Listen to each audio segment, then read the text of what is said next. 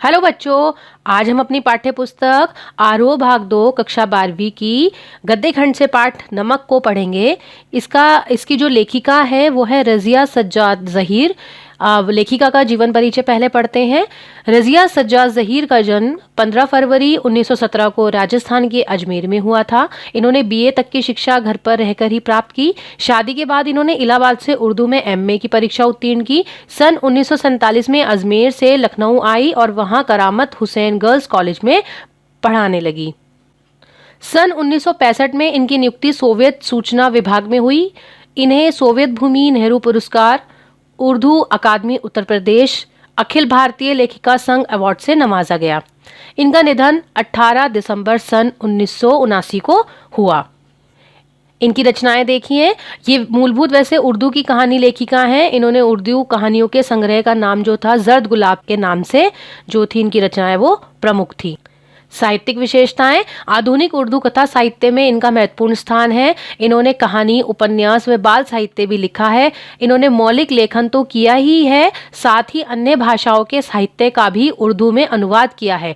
सामाजिक यथार्थ व मानवीय गुणों का सहज सामंजस्य इनकी कहानियों की विशेषता है। इनकी जो भाषा है वो सहज, सरल और मुहावरेदार है। इनकी कुछ कहानियां हिंदी में भी रूपांतरित हो चुकी हैं। तो बच्चों, ये था इनका लेखिका परिचय। अब हम पाठ के प्रतिपाद्य को पढ़ते हैं। उसके बाद मैं सरल शब्दों में पाठ के सार को आपको समझाऊंगी। तो बच्चों, आप इस वीडियो को लाइक करें और मेरे चैनल को सब्सक्राइब करें और मुझे कमेंट करके बताएं कि आपको ये पाठ समझ में आया।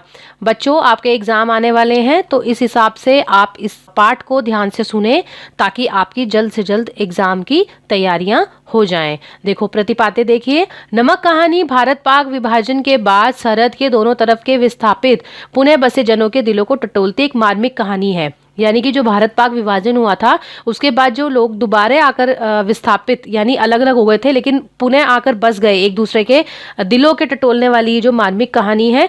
दिलों को टटोलने की इस कोशिश में अपने पराये देश प्रदेश के कई प्रचलित धारणाओं पर सवाल खड़े किए हैं। विस्थापित होकर आई सिख बीवी आज भी लाहौर को ही अपना वतन मानती है और सौगात के तौर पर वहां का नमक लाए जाने की फरमाइश करती है।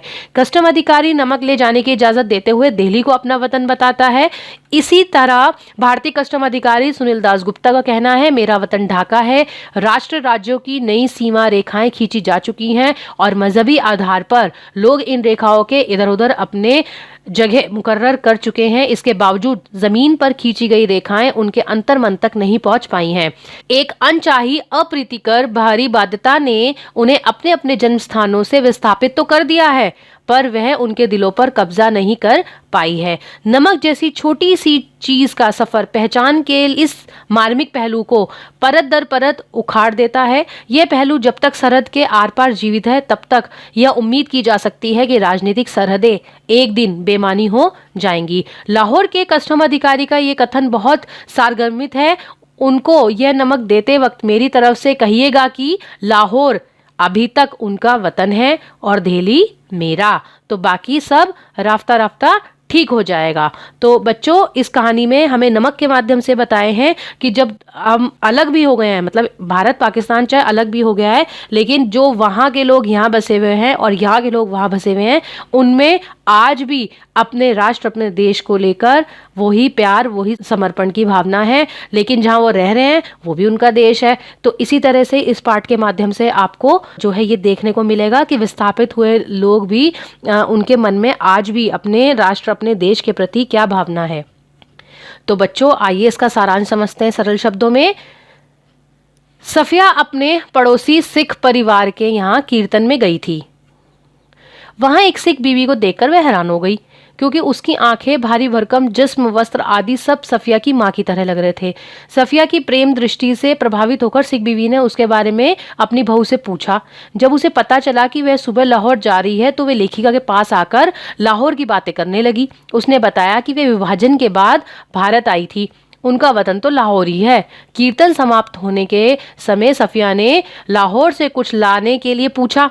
उसने हिचकिचाहट के साथ लाहौरी नमक लाने के लिए कहा। वह लाहौर में 15 दिन रुकी। उसके भाइयों ने खूब खातिरदारी की।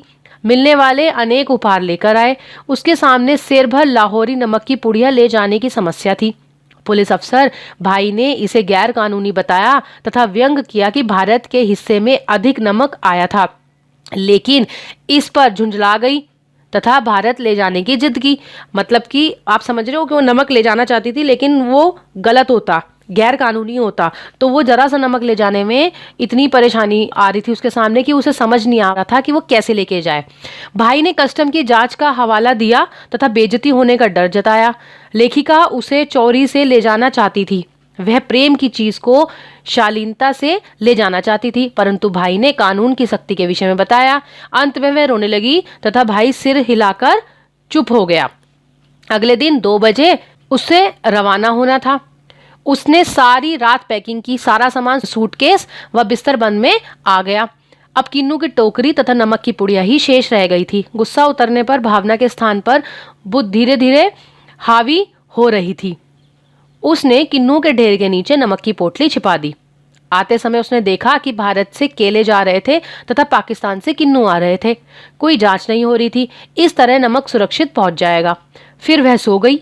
वह लाहौर के सौंदर्य, माहौल व सगे संबंधियों के बारे में सपने देख रही थी। यहाँ उसके 3 सगे भाई, चाहने वाले दोस्त, नन्हे नन्हे भतीजे भतीजियां सब याद आ रहे थे। कल वह लाहौर से जा रही थी, शायद फिर वह ना आ सके। फिर उसे इकबाल का मकबरा, लाहौर का किला, सूरज की डूबती किरणें आदि दिखाई दी। अचानक उसकी आंखें खुल गई क्योंकि उसका हाथ किन्नुओं की टोकरी पर जा पड़ा था। उसके दोस्त ने कहा था कि यह हिंदुस्तान व पाकिस्तान की एकता का मेवा है। वह फर्स्ट क्लास के वेटिंग रूम में बैठी थी। उसके भाई ने उसे दिल्ली तक का टिकट खरीद कर दिया था।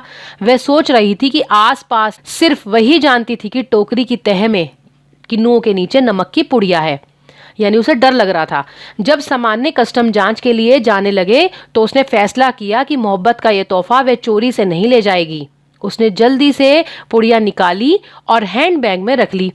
जब सामान जांच के बाद रेल की तरफ चला तो वह कस्टम अफसर की तरफ बढ़ी। वह लंबा पतला खिचड़ी बालों वाला था। उसने उससे उसके वतन के बारे में पूछा, यानी सफिया के वतन के बारे में पूछा। उसने हैरान होकर अपना वतन दिल्ली बताया। लेखिका ने हैंडबैग मेज पर रख दिया और नमक की पुड़िया निकालकर उसके सामने रख दी तथा उसे सब कुछ बता दिया। मतलब वो चोरी से नहीं ले जाना चाहती थी, वो खुलेआम बता कर ले जाना चाहती थी, क्योंकि उसे ये पता था कि वो कुछ गलत नहीं कर रही है। सारी बातें सुनकर उसने पुड़िया को अच्छी तरह लपेटकर स्वयं सफिया के बैग में रख दिया तथा कहा कि मोहब्बत तो कस्टम से इस तरह गुजर जाती है कि कानून हैरान रह जाता है। उसने जामा मस्जिद की सीढ़ियों को सलाम देने को कहा और सिख बीबी को भी संदेश देने को कहा कि लाहौर अभी तक उनका वतन है और दिल्ली मेरा, तो बाकी सब रफ्ता रफ्ता ठीक हो जाएगा। सफिया कस्टम के जैगले से निकलकर दूसरे प्लेटफॉर्म पर आ गई। यहाँ सभी ने उसे भावपूर्ण विदाई दी। अटारी में भारतीय पुलिस रेल में चढ़ी। एक जैसी भाषा, सूरत, वस्त्र, लहजा, अंदाज व गालियां आदि के कारण लाहौर खत्म होने व अमृतसर शुरू होने का पता नहीं चला। अमृतसर में कस्टम की जांच शुरू हुई तो वह कस्टम अफसर के पास पहुंची तथा उसने अपने पास नमक होने की पूरी बात कह सुनाई। अफसर ने उसे साथ चलने को कहा। एक कमरे में जाकर उसने उसे बिठाया तथा 2 चाय लाने का ऑर्डर दिया। उसने मेज की दराज में से एक किताब निकाली। उसके पहले पन्ने पर लिखा था, शमसुल इस्लाम की तरफ से सुनील दास गुप्ता को प्यार के साथ, ढाका 1946। लेखिका के पूछने पर उसने अपने वतन का नाम ढाका बताया। विभाजन के समय वह ढाका में था। जिस दिन वह भारत आ रहा था उससे 1 वर्ष पहले उसकी सालगिरह पर उसके दोस्त ने यह किताब उसे दी थी। फिर वह कलकत्ता में रहकर पढ़े और नौकरी करने लगे। उन्होंने बताया कि हम वतन आते जाते थे। सफिया वतन की बात पर हैरान थी। कस्टम अफसर ने कहा कि अब वहां भी वह कस्टम हो गया है। उसने अपने वतन की डाब की प्रशंसा की। चलते वक्त उसने पुड़िया सफिया के बैग में रख दी और खुद उस बैग को उठाकर आगे आगे चलने लगा। तब सफिया अमृतसर के पुल पर चढ़ रही थी। तब वह पुल की सबसे निचली सीढ़ी के पास सिर झुकाए चुपचाप खड़ा था। लेखिका सोच रही थी कि किसका वतन कहाँ है, वह जो एक इस कस्टम के इस तरफ है या उस तरफ। मतलब बच्चों, क्या समझ में आया इससे कि देखो, सब के दिल में प्रेम है परंतु सब जो हैं बट गए हैं, लेकिन आज भी जहाँ वो रह रहे हैं वो तो उनका वतन है ही, लेकिन अपने वतन से सबको प्यार है।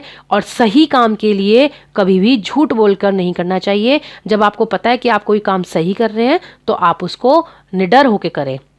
ठीक है, तो बच्चों मेरी वीडियो को लाइक करें, शेयर करें ताकि और बच्चे भी इसे पढ़ सकें। धन्यवाद।